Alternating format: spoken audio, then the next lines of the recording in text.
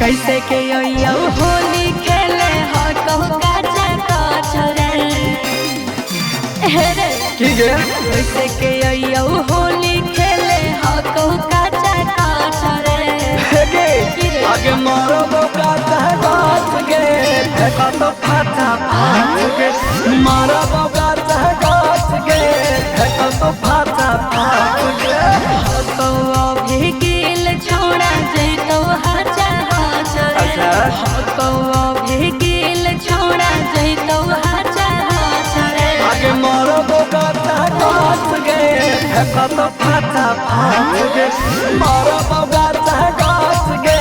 फेंका तो फाटा फाट गे ये छोड़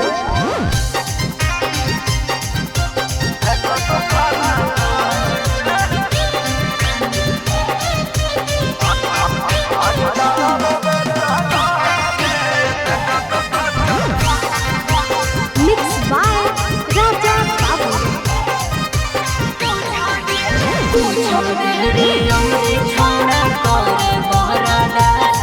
आगे तोहरा बिन पिचकारी छौड़ी हको मोरो उदास गे बोल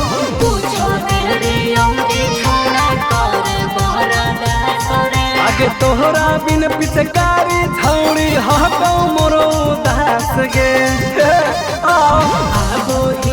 सबसे छोड़ा हमें बचा बचा रे सबसे छोड़ा हमें बचा बचा रे आगे मारो बोका गाछ गे फेंका तो फाटा फाट गे मारो बोका गाछ गे फेंका तो फाटा फाट गे हाजो हाजो हाजो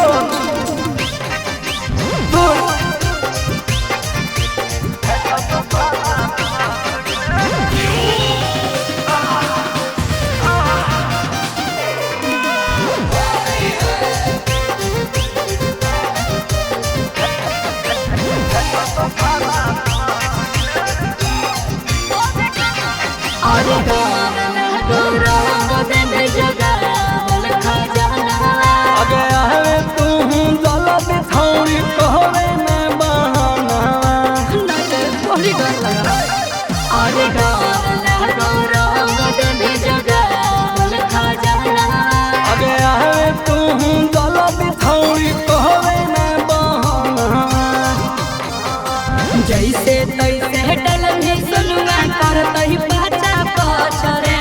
जैसे तैसे डल में सुनुआ करत ही पाचा पछरे आगे मारो बोका गाछ गे फेंका तो फाटा मारो बोका गाछ गे फेंका तो फाटा फाट गे ये छौड़ी रंग के बात कर रही है समझ नहीं।